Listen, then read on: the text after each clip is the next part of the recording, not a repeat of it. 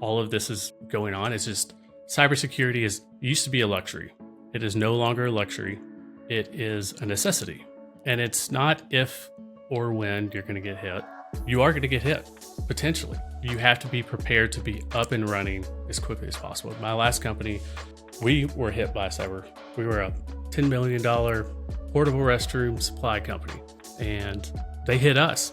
So people think that because of the size of their business, they're not targets, but those are the targets, because hitting a company like that goes a long way in other parts of the world, from ransom payments and whatnot.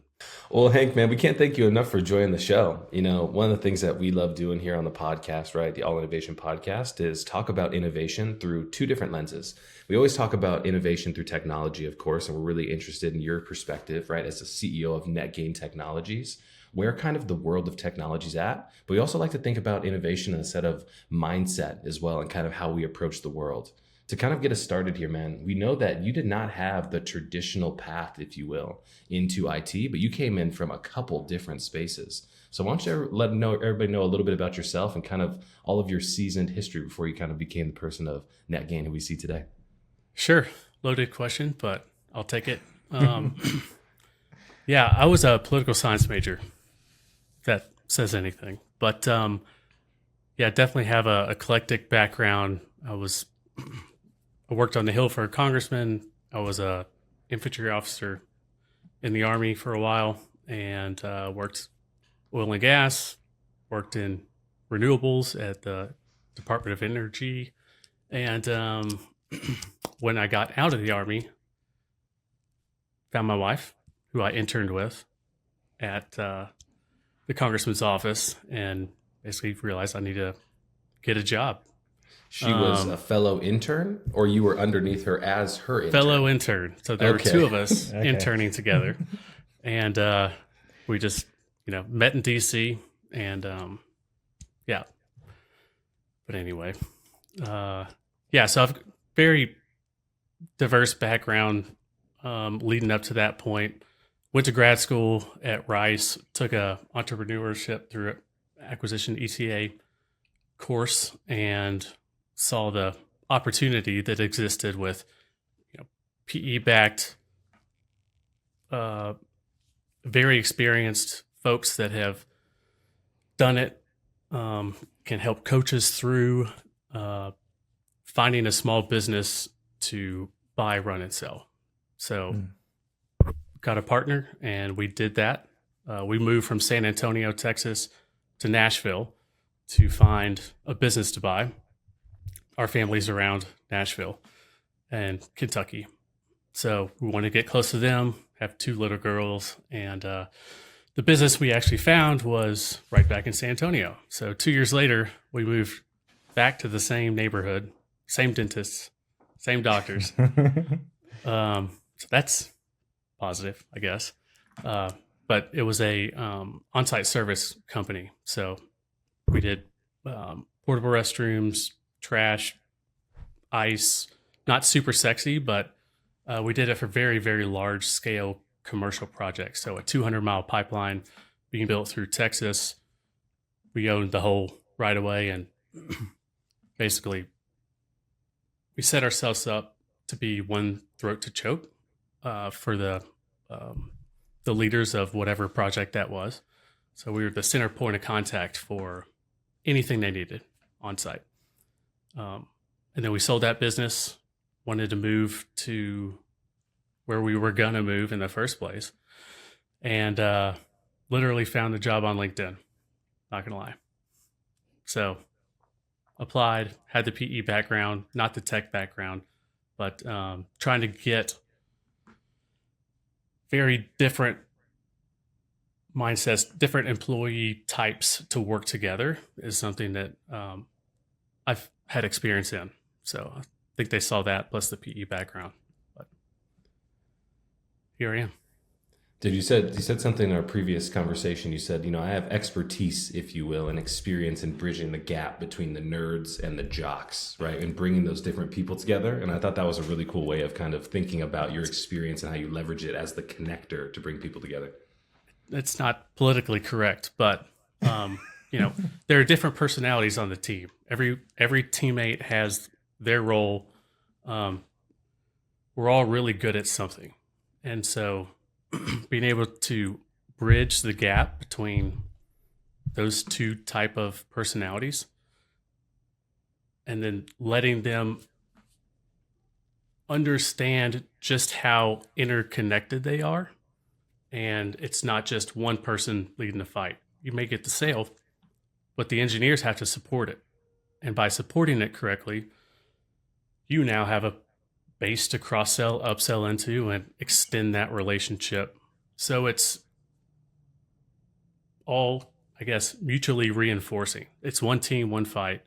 And so everyone rowing together, knowing their roles, delineating their roles and responsibilities has been difficult, but has definitely paid off. How do you feel some of your experience? I mean, you have such a vast swath of experience, which I absolutely love. And so, how do you feel some of your experience being an officer has translated into now being the CEO of NetGain? I learned to be a very good listener. So when you're a first lieutenant going into a new platoon, I went to Korea, went through all the schooling, Ranger School and Airborne School and all the schools. But that doesn't prepare you for what you're signing up for. But the platoon that you sign into the very first day, they've been there. They've been to Iraq, dozens of times, Afghanistan, you name it. They've seen the things that they taught us in class. And so you have your senior leadership that knows way more than you do. And so going in with an open mind and a closed mouth is invaluable. So I ask a bunch of questions. It's probably very annoying, but I ask a crap ton of questions and just listen to the answers. So yes, I have an idea of when I get into a new organization, where I want to go, but all of that's shaped by what I hear from the people on the ground that have been doing it, that have been doing it a lot longer than me, and surrounding myself with people that are smarter than me, which, like I said in our intro interview, that's not too hard of a bar to cover. But yeah, just going in with an open mind and asking a lot of questions is the best way to figure out where they are and then bridge the gap to where we need to be. And that's kind of your playbook, right? I mean, if we think about your college course of entrepreneurship through acquisition, right? You guys had to be incredibly curious about the types of businesses that you were going to look at, that you could come in and have a true impact on. And so when I hear you now thinking about gaining or joining the organization now, you also have to be very incredibly curious about asking questions, thinking about how you can impact the organization to kind of drive them forward. Do you think curiosity is one of like your biggest entrepreneurial skill sets? 100%. And we look for employees to have that same curiosity. Continuous improvement is one of our core values, and we really mean it. We can always be better. We can always get better. We can always learn from people. Like I said, we have a very eclectic skill set from our team that's been built over 40 years that NetGain's been in business. So there's a lot of, if you go to the right place, there's a whole lot of institutionalized capital that it's a whole lot easier to pull on. But being curious and being willing to kind of jump into it is really what drew me to the IT space, with the IT space rapidly moving into, I don't know, everywhere. I don't want to sound doom and gloom with a Terminator reference, but the rapid pace of growth and the needs of our clients are changing. The wants of our clients are changing. The TAM, the addressable market, is growing Security's not going away. It's evolving very, very quickly. And we want people on the team to be excited to wake up every day, listen to that podcast when you're brushing your teeth, and hearing about all the changes that are going on. Because if you're stagnant right now, it's going to be a very precarious situation very quickly. What are some of the, I'm curious, so the industry is moving so quick. We have competing factors like AI that's making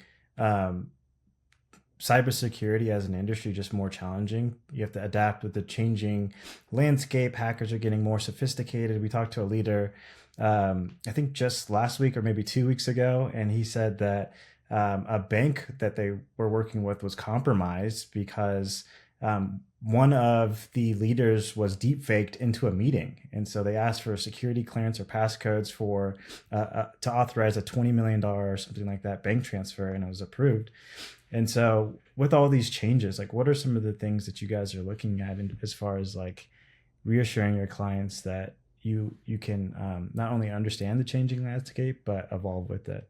Yeah, I mean, it's difficult because it's social engineering, right? So education is the best thing we can do. We have services that like Know Before that kind of probe who's going to click what and try to outsmart. And they're getting pretty good at trying to fool you. But everyone in my company has received an email from me asking for gas money via a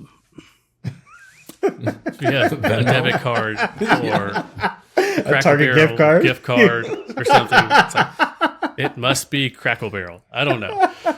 But I get text late at night. It's like, guessing you're not stuck without your wallet needing this gift card. So some of it comes in that's like, oh, wow, duh. But the sophistication with which all of this is going on is just cybersecurity used to be a luxury. It is no longer a luxury.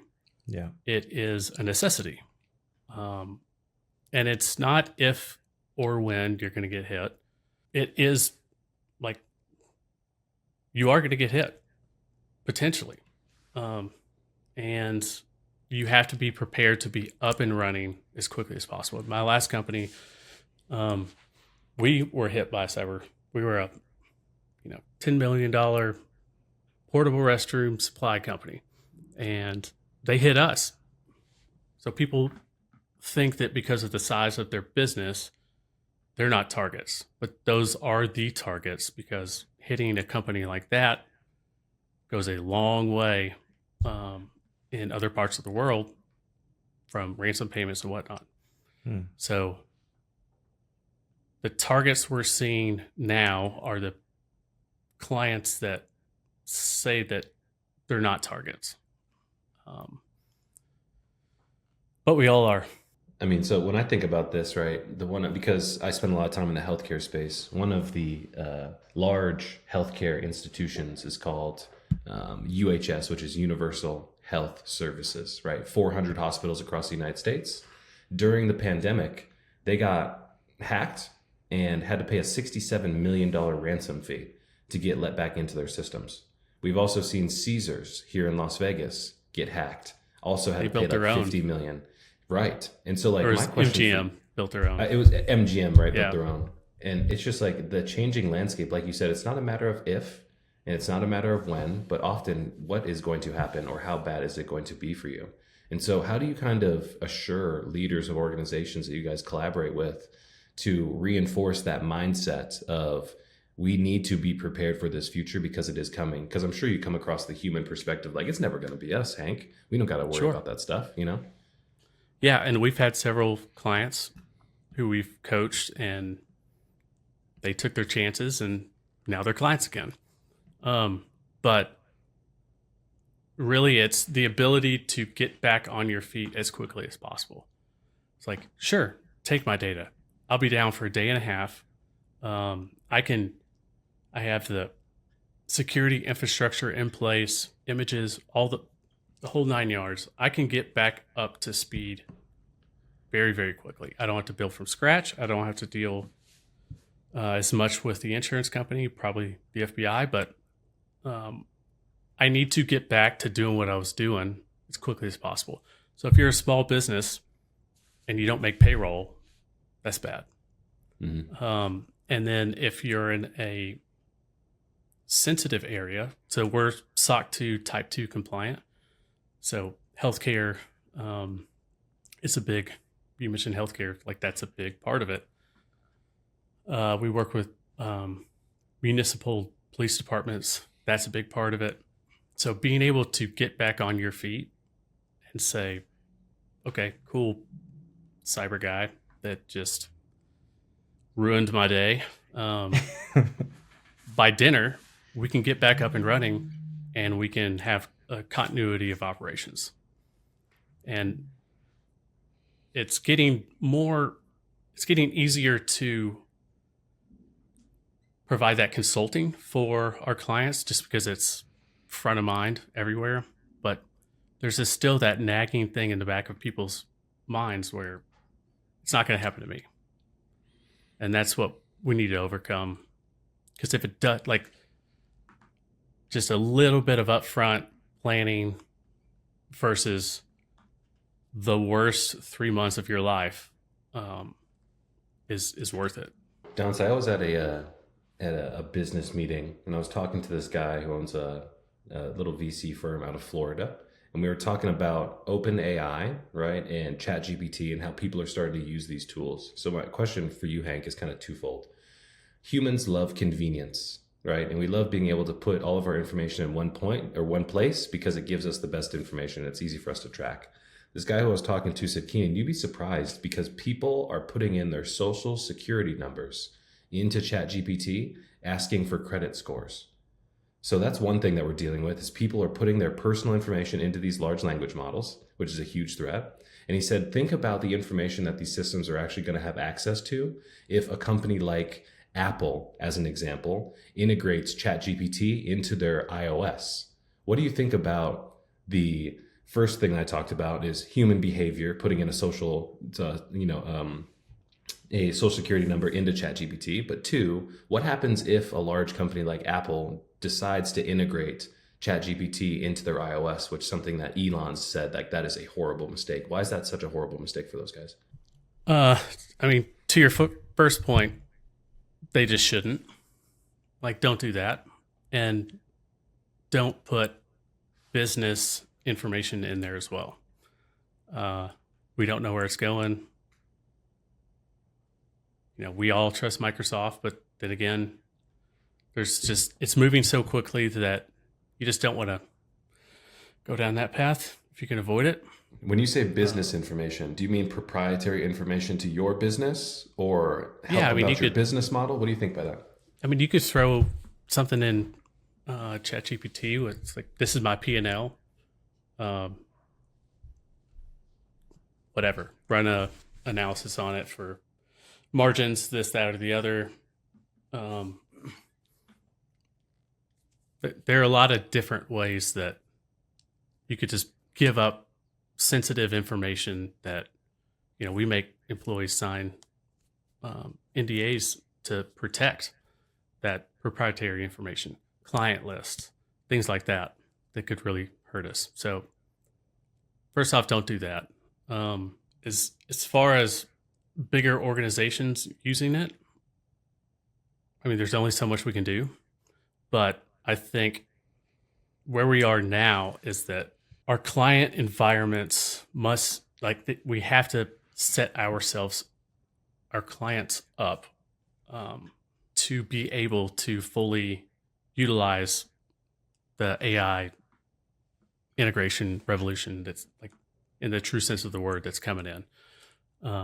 It all sounds great on paper, but the background work of making sure that the infrastructure is secure and the links are correct and the people within your company can't see what they shouldn't see and the people that should see stuff can see what they should, need to see. Just setting up that whole infrastructure in order to be able to just, play the poker game. Because companies that don't set it up correctly, and this is where MSPs come in and MSSPs come in. If they don't set it up correctly, you're just shooting information out into anyone's backyard. So that creates a much bigger risk. I definitely want to talk about and kind of segue into some of the exciting use cases for AI and cybersecurity. But before we do that, I'd love for you to share maybe one of the funnier hacks or phishing scams that you've come across recently. I mean, I think the gas pump, the Hank, your CEO, is stranded at a gas pump and forgot his wallet. Because they sent it to me. It's like, Hank forgot his wallet. He needs gift card immediately. So there's that call to action. Yeah. So they didn't forget that. Yeah. It's like, okay, well, I'll probably figure out another way before I call a tier 1 help desk employee to like hook it up. That's so funny. It was like 9:30. It was snowing, and it's like, I'm sitting at home. I'm good. Yeah. But Where did the text come from, Hank? Was it a short code? Was it a URL that came as an iMessage? What was that? What did it actually look like? They were emails. But then they texted me or Teamsed me the snapshot.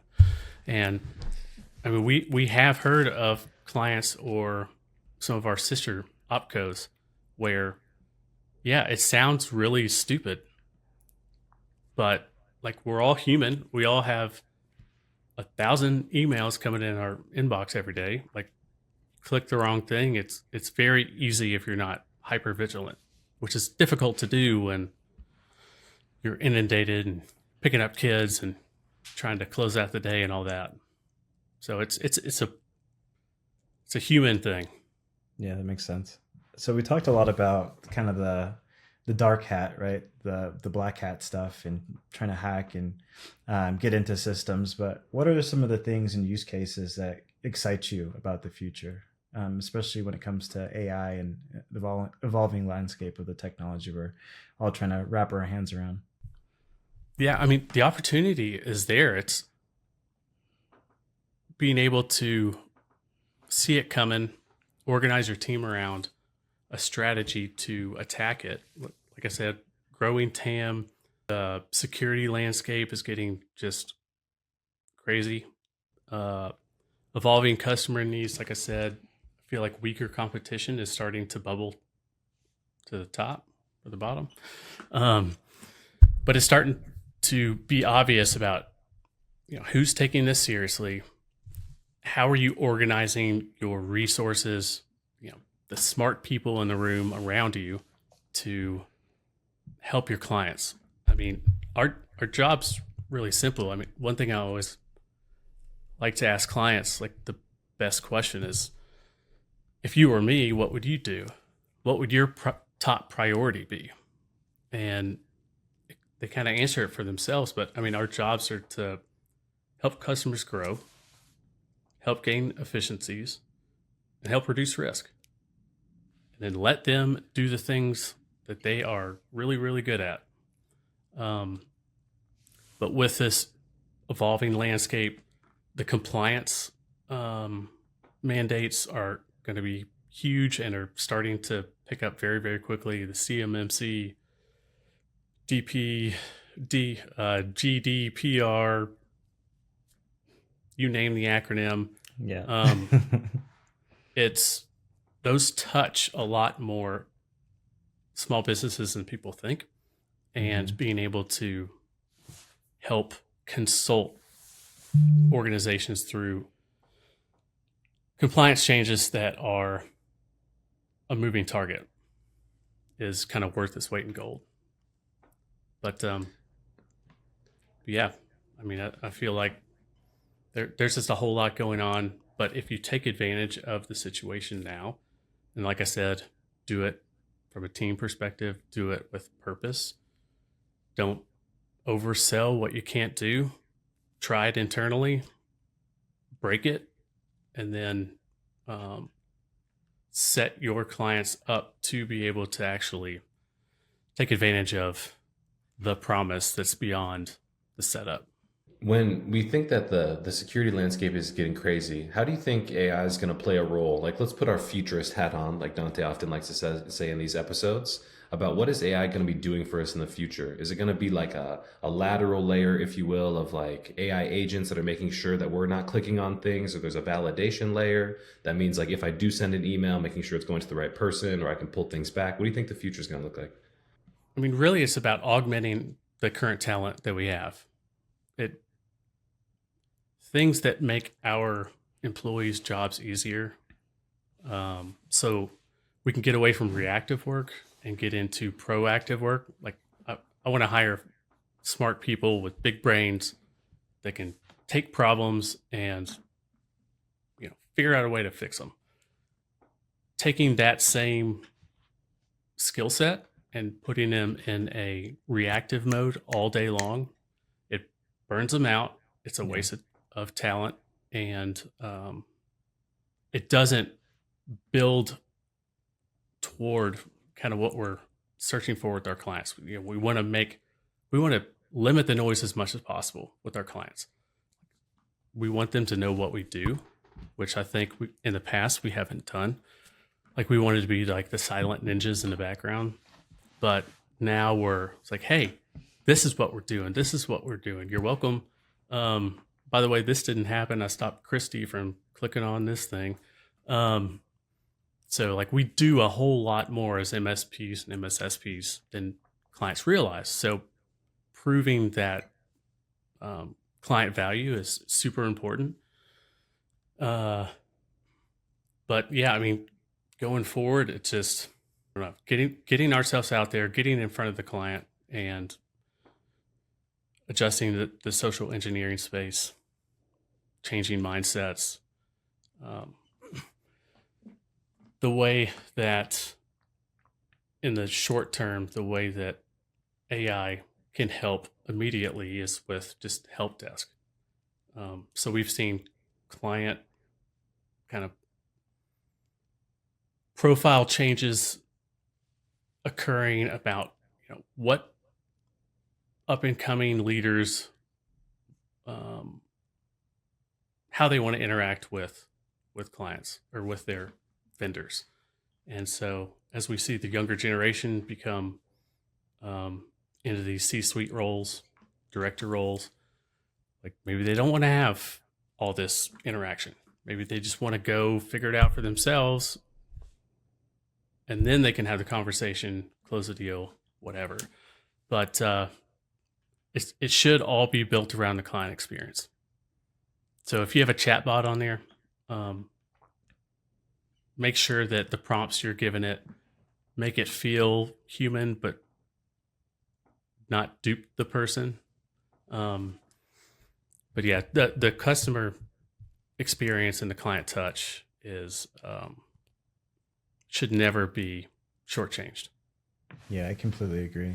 I want to kind of shift gears a little bit and talk about your take on this idea. So we've talked so much about the changing landscape of cybersecurity and AI, but there's also another part of business that's really changing as well, which is, I believe, very much driven by a change in expectations and desires and culture. And that's this idea of founder-led marketing, where founders and leaders like yourself come on to podcasts, come on to or on LinkedIn, creating video content and talking about your mission and your vision. I'm kind of curious your take on this idea of founder-led marketing and why it's important to do things like this and make sure that not only your clients, but your employees as well understand the mission and the values of the company. Yeah, I mean, people need to know where they're going. When you're in a platoon and you're walking for a very long period of time and you're the guy at the very end, you have no idea where you're going. That's not cool. So being able to pass information up and down the chain is very, very important. So what I've noticed with changing demographics, Gen whatever's coming in, like they they want to know how they're doing. They want to know the why, which I appreciate. They want to understand their contribution, and they're trying to get better. And so just recognizing that, like, you've got a group of really eager people that just want to get better. So building in that coaching layer and the touch point layer is super important. And it all starts with onboarding. When you have a crappy onboarding experience, I mean, I had one where showed up, no computer, here's the cube, didn't know where the bathroom was. And I just sat there, twiddling my thumbs, super awkward. It's burned into my brain. But like, we want to make sure that our employees, like, you've got everything you need day one. You've got a plan in place. You've got coaching, scheduled. And obviously, if there's work to be done, you can always get better at it. But I mean, that's just kind of a huge part of it. And so listening to good ideas. I talk to every employee at about 90 days, every new employee. So it lets them kind of turn the fire hose down a little bit, and provide valuable insight with fresh eyes. I'm always trying to build a better mousetrap because I'm not the smartest person in the room. And so I always tell them, I'm like, hey, what do we do here that you've noticed that's dumb? They're taken back. I'm like, no, seriously, like, what's dumb? If there's something dumb that we're doing, because we've been here for 40 years and we do, dumb things all the time. We're always getting better, but like, I need the lowest rung to the highest rung to be able to say, hey, Hank, I appreciate the intent, but this is dumb and this is why. And I love that. Yeah, creating that safe space is for healthy conflict, I feel like is really important. I read a book called Principles by Ray Dalio, where he talks about that's one of their company principles is healthy conflict and being able to have those conversations that make a big difference. One of the things that we do here on the podcast, Frank, is our previous guest wants to ask you a blind question as we kind of put the wheels down here. And I'm interested in how you're going to be able to answer this one. So their question was... Sounds like a Saturday Night Live skit. Yeah, exactly. There's this. Give me the drums. So if in 10 years from now, people were to look back at what you're doing today and they were to have a conversation about what you were doing ahead of your time, what would they be talking about? That's a good question. Did he chat GPT that? I wish I would have, or maybe they would have. No, because most of them aren't prepared when we ask them in reverse. But yeah, it's a good point. Yeah, so like right now we're seen as a commoditized product. Mm-hmm. MSPs are. We're not. We have different differentiators galore. A cybersecurity team that can't be beat. A full-on marketing team that can, help internally, sales. We have a lot of key players, key wins, key departments that a lot of MSPs don't. But I think 10 years from now, it's going to be built on the people that we choose to be on the bus. And we're learning that every day. Went through a big kind of evolution last year as we brought on EOS. And I mean, it's not me doing anything. It's the team that our leaders are building that are going to decide if they have that, the mentality of being inquisitive and like being eager and wanting to learn and continuous improvement. You get the right people on the team and let them fly. It's like a magical thing. It like makes you smile. I can see, Keenan, I can see your cheeks like smiling there. And it's wild. If you get the right person in the right seat, then and give them direction, answer a couple of hard questions along the way, and then shield them from whatever's above, then the team will get there. Well, Take that Hank, guy. it's easy. I think it's easy to understand, man, why we wanted to have you on the podcast. Just hearing about your perspectives about the changing landscape, where we've been, your personal experience, and where we're headed, man, has been incredibly valuable for the audience. We and Dante just want to say for everybody watching and listening, man, thanks for joining the show. We really appreciate it. Thank y'all. And that's the pod. Catch you guys in the next one.